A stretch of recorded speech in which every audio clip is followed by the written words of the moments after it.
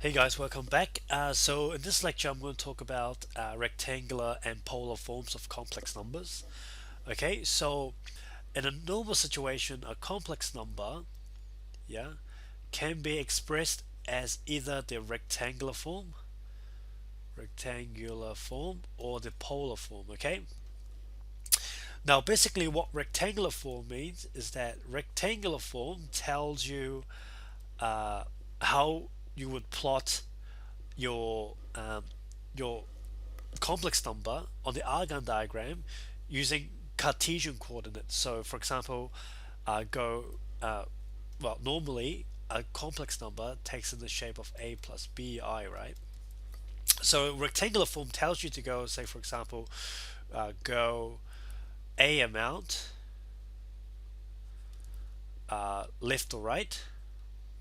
left or right, and then go b amount up or down. Yeah.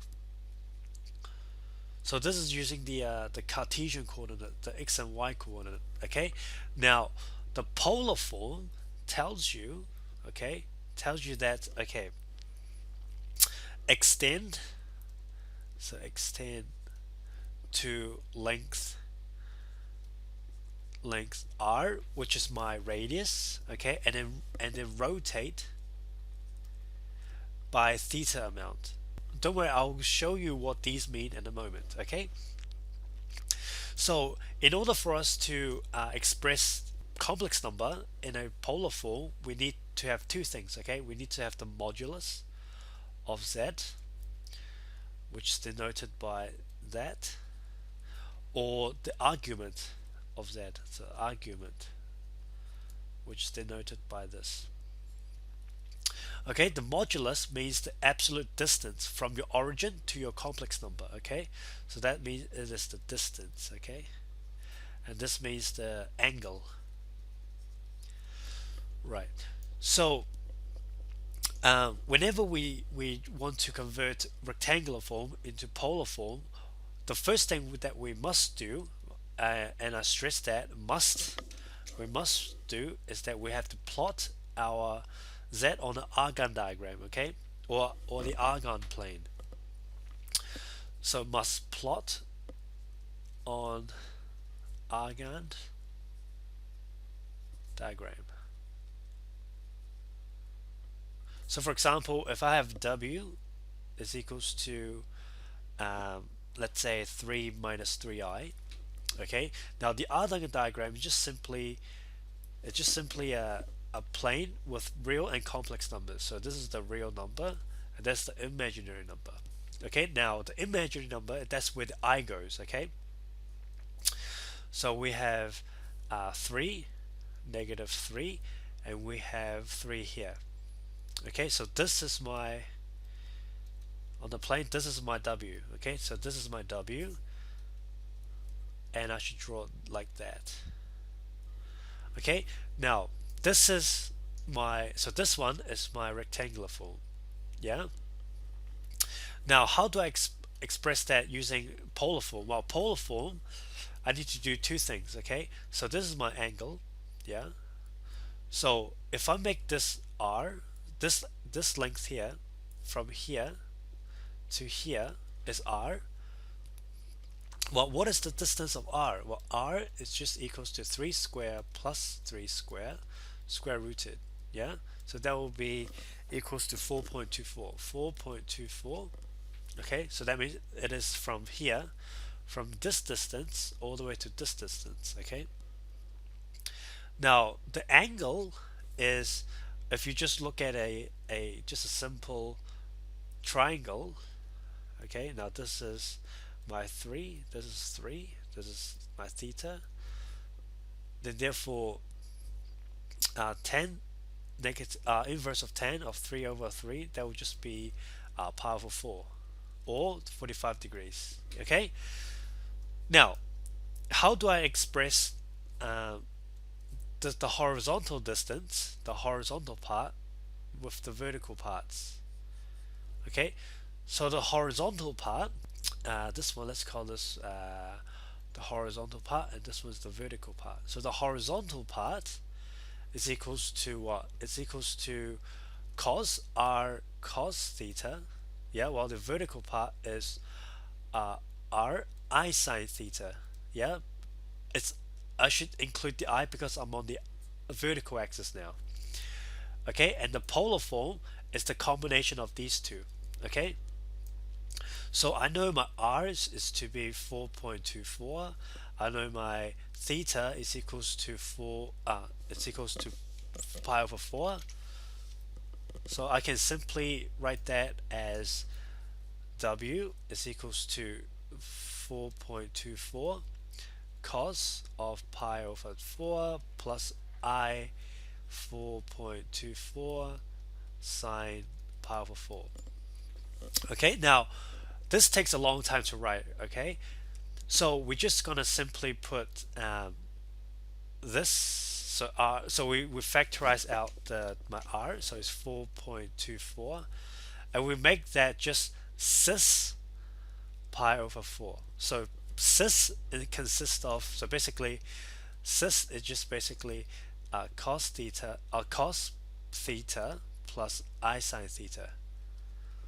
Okay, so that should be a theta here. Okay, which is a shorthand. So therefore, my polar form of 3 minus 3i, that converts to 4.24 cis pi over 4. Okay, now here's a very tricky part, and you should always remember this. Okay, now this angle, so if I'm going this way, if my angle is calculating clockwise, then the angle is negative. Okay, the angle is negative. If I calculating my angle in the positive manner, which is the anti-clockwise, my theta is always going to be positive. Okay, so this is a negative theta, this is the positive theta. Okay, so that means that this, because I'm calculating my degree in the opposite direction, which is the clockwise, these angles should be all negative. Okay, so these should be all negative. Does that make sense? So these are all negative. Why? Because my angle is from clockwise direction. I'm taking I'm taking my angle in the clockwise manner. Okay, and it always has to be starting with this x here. It always has to start with the positive x direction, and then you start to measure. Okay, so this is my angle. It is clockwise, therefore it's negative. Okay, now I can always convert this into a positive degree. Okay, because my W lies here. Well, if this is 45 degrees, this must be 45 degrees as well, right? So it's actually this angle plus 45. So 4.24 cis of pi over 4 plus 3 pi over 2. So that will be 4.24 cis of 7 pi over 2 over 4. Okay, guys, so the key thing is that whenever you need to convert a rectangular form into a polar form, you should always draw it out on the Argand diagram. You should always draw it out on the Argand diagram. So this is the Argand diagram, okay? And you plot it, and you decide whether or not you want your theta to be positive or negative. Okay, so if you if you're calculating your angle using this direction, then it's always negative. Okay, it's always negative. And if it's calculated using this direction, it's always going to be positive. Okay, so this is the negative theta, and this is the positive theta. Okay, now let's do another simple example. Z is equals to -8. Okay, simple, doesn't have any complex parts, doesn't have any imaginary parts. Okay, and I need to convert that into a polar form. Okay, polar form. So again, whenever I need to do when I need to convert rectangular form into polar form, I always need to draw it out on the Argand diagram, right? So when I draw it out on the Argand diagram, this is my real axis, this is my imaginary axis. -8 is here. Okay, So without doing any calculation, I know that r is going to be, well, it's going to be 8, right? So r is going to be equals to 8. Well, what about my argument? My argument is just going to be from here, from my real positive axis to here, which is pi. So therefore, I can say my argument of z is equals to pi. So therefore, z is equals to 8 cis pi.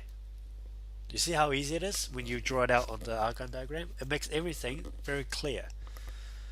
Okay, it doesn't have to, whenever you're doing polar forms, it doesn't have to have the complex number doesn't always have to have imaginary parts. This can be done on just a real number as well. Okay, guys, so this can also be 8 cis negative pi, because if I go from here, to here, that's negative pi. Yeah, so they are equal the same thing. So these are interchangeable. You can use this or you can use this. It's up to you. Okay. So I hope you guys understand, and if you have any questions, feel free to question me on the discussion board, and I'll get back to you as soon as possible.